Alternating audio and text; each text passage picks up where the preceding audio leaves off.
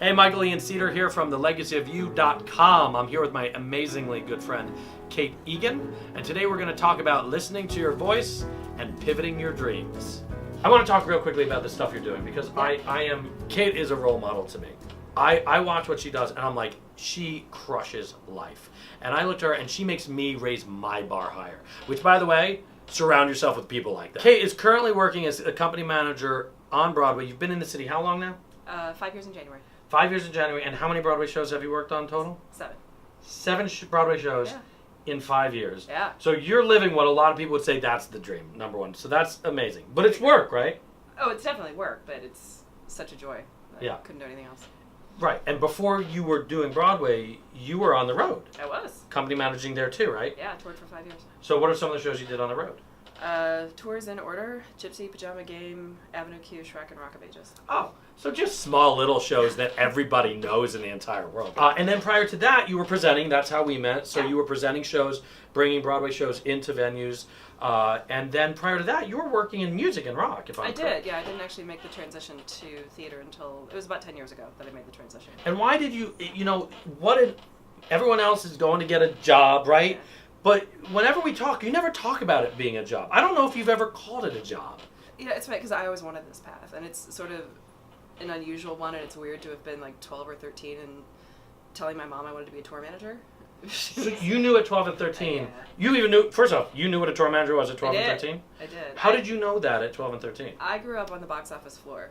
My mom worked in a theater for 28 years. She always let me be around and part of it. And so I knew eventually what it was. I was 12 or 13, and I remember walking into the kitchen. She was stirring a pot of soup and wearing an apron that she still has all these years later. Oh, fun. But I walked in and I was like, Mom, I think I want to be a tour manager. And she turned around, wooden spoon in her hand, just full motion, and said, "No, you don't." And went back to doing what she was doing. I love that it was such a memory that you actually absolutely have. It was a full turn.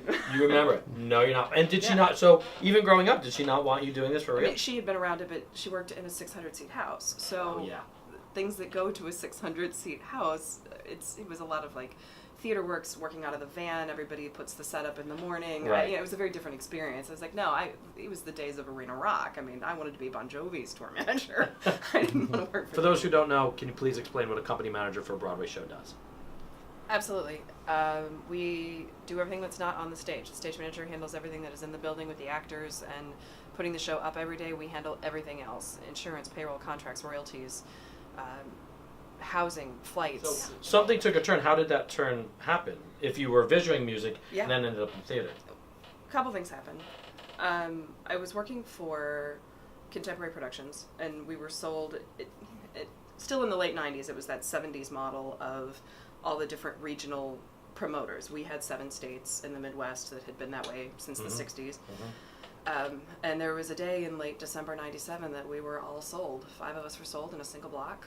Clear Channel bought it. Actually, I think it was somebody that became Clear Channel, one of those conglomerates that happened along the way.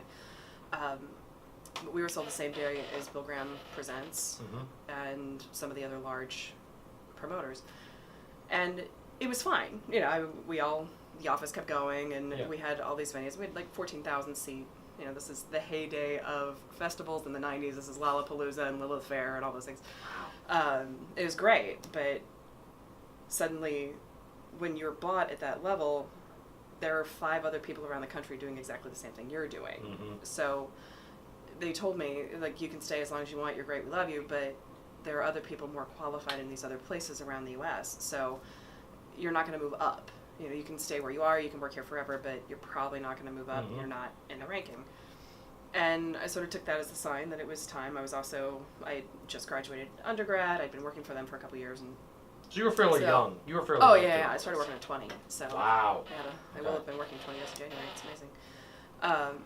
But when one of the venues that we would occasionally use, it wasn't one of ours full-time, but they had a director of ops position open up. And so I moved over there. And it was great because there were only 4 of us on staff. I got to really dig in, really do the day-to-day. Because we had a box office manager, a development person who was raising money, an executive director, and me. So I was there for 6 years, doing 130 concerts a year, some theater things in and out. And there was a day, but I still wanted to tour manage. I mean, that was my whole thing. It's like, I've got to get on the road. Why would I? And I took my crew guys on the road all the time. Like, they'd come in and suddenly, somebody would be like, oh, I'm going to go out with Hanson or whoever was right. back in the day. But I could not get a job on the road. And I talked to every tour manager who walked in. I was like, I want to tour. What do I need to do? What do I need to do? And they were like, oh, well, you'll get there. Buck up. Right, I was like, right. No, I'm not kidding. I really do want to do this. And finally, the manager for a now arena level pop star, still to this day, was nice enough. He pulled me into a dressing room, closed the door, and he said, this is totally not PC. And I'm saying this because I've been through here a couple times, and I will hook you up with whatever venue you want to work in the U.S., but you're never going to tour. And I said, well, why? Right. And he said, you're a girl. Really? And I was like, well, that's stopped me from exactly nothing. I don't understand why. And he said, no. I said, I don't mean this in any degrading way. He said, but I will tell you that they will never send you into a dark alley to talk to the truck drivers. They will never send you on a drug deal, and they won't ask you to get them a girl. So what good are you as a tour manager? Wow. How did that hit you when you were told that by them? Smashed. Really? 2 pieces. That was my dream. That was exactly what I wanted to do, and it was dead in the water in that second. So it took me a little bit to recover. I'm not gonna lie. So that's what you learned this information that would be unlikely because you're a female. Yeah. And do you think it's still like that to this day in that industry? No, it is better. I'm not going to say it's amazing, right, but it's definitely better than it was. And he did say, he said, look, you could find probably a Lilith Fair artist. He's like, look, you could find a Sarah that would want to take you on tour or something. He's like, but it's going to be few and far between, and it's going to be short gigs, And there's probably a line of people who, right. again, are with resumes qualified. Yeah. Infinitely longer than mine. So he was like, you could find one, but chances are really slim. And he actually said in the end of the conversation, try theater, that let the girls play. It took me about 6 months to accept it. I was not ready. And then I started doing anything I could to get out of the gig I was in because I was just burned and over it. Mm-hmm. So I stepped out of the business for 6 months and became a city planner. Then at what point did you say, all right, this city planning is not it. This is not the direction. And I didn't realize how unhappy I was until I was on the phone. I had called a friend of mine who was a production manager. Had a contract question. I was working on something for the band, and called her, and it was Karen, actually, Karen Uhas. Yeah. Called her, and I said, I'm reading her this contract clause, and she's like, I don't really have time to talk to you. I'm on the side of the road with a flat tire between Wichita and Kansas City, and I'm waiting for AAA. What do you want? And I was like, why are you covering Wichita? Let's start there. That's not your market. What are you doing in Wichita? And she said, well, Mark fired somebody. Mm-hmm. And I was like, oh. And without even thinking and without closing my office door, I said, when's he going to replace him? And she said, but you left the business. Like, you're in the newspaper. What are you doing? Like, right. No, and I was like, I'm so miserable. Right. So I hate this. I have to get out. So in most people's eyes in that moment, you're successful in city planning, right? Sure. But you were not fulfilled. Oh, not even close. So then this switch turned into you going back into theater from that. Yeah, actually, the guy that I went to work for, when I went to work for Mark, he had been one of my clients in the venue. And got it. He'd offered me a job a couple times. I didn't take it for varying reasons, but it just wasn't the right step in that moment, and what he had available wasn't the right step for me in the moment. And so I waited, and in making the transition, I didn't even get interviewed for that job. He just hired me. He just hired you. Which was you got into the company managing, which is comparable to tour managing. Yeah. Did you start to find the work being fulfilling then? So immediately you're like, I'm back in my element. Yeah. And it sounds like you were doing all the things that you wanted to do as tour management in rock and roll. Mm-hmm. Okay. Yeah. So now here you are doing theater. Are you longing music at all? I miss music a little, but I find other ways. Like, I just threw a concert for my 40th birthday to celebrate. Yeah. And, let's do a rock concert. Why not? The concert was amazing, for the record.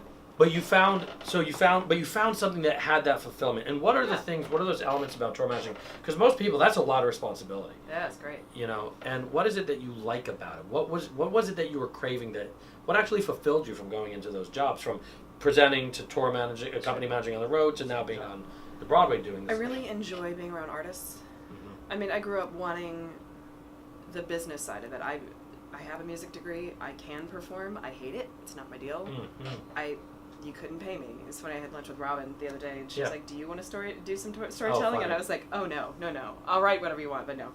No, it's not my thing.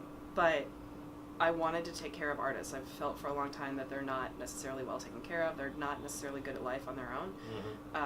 But I love being around the creative process. I love being part of it and supporting that. And I mean, in the day, I wanted to be Sharon Osbourne, like back in the, I mean, long before the talk shows and all that. She ran Ozzy's career, and she had this boutique management company of like 5 bands that she was always representing. These blogs here with the Legacy of You are all about how do you pursue passion, and so many people are like, I can't make money on it. But you know the people making money doing the stuff that people say I wish I was doing. Right. Now, we're talking entertainment and the arts here, but it could be anything. Being a chef, being having a daycare, you know, owning a construction company, it doesn't matter. You know, but you are at the top level in your craft. And so what's the difference?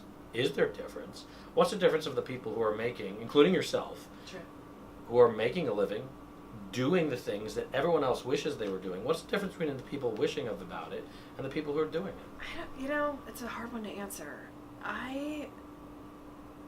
There's a lot of wanting it bad enough. And I know hundreds of people who've wanted it desperately and just couldn't crack it. You know, it's the right combination of personality and all that, but when you get out of bed in the morning, you have to know what you want. And it can change day to day. We all change day to day. You know, I still make a list of what do I want. what am I going to do today? But it's, I don't know, it's to want and to try are two different things. You wanted that. And you wanted it from an early age. You knew that. And I'm assuming most of the people that you get to work with at these really amazing levels, they probably want it. They do. Not all of them started wanting it, though, or started where we are. There's a lot of people on the admin side that found it later, or found that they didn't know that these other jobs existed. Particularly, like, I'm teaching at SUNY Purchase right now, and I'm teaching a company management class, but it's to senior stage management students. And they're so, I feel like I'm giving them the class that I desperately wanted when I was there. But to know, they don't have any idea that there's this whole other element of people who take care of all of that, and that there's this whole other side, that every decision they make is impacted on a budget side and a royalty side, and who gets paid and how they get paid and all of that. So it's, I think some people find it later because they don't really know it exists. But for people who want to pursue a passion, any last thoughts that you might have that you might want to give them? Because you pursued it, you went out of it, and you went back into it. I now know what I don't want to do. And I now know what it's like to live without this in my day-to-day life, to get up in the morning and do something that I'm not as excited about. I didn't know I hated it in the moment, and I was fine at it. Right. On the surface, it looked great, but I now know that I know what it is to have to do a job that you don't love. How can the women of the world who want to do more take more assertiveness in getting what they want to do? I mean, that's solving a large global problem, but True. The first thing is that women have to support women. Okay. We have to. So here's your homework assignment. Take the job you're currently doing now, list 3 things you do like about it, and 3 things you don't like about it. And then ask yourself, how can you do more of the part you like about the job?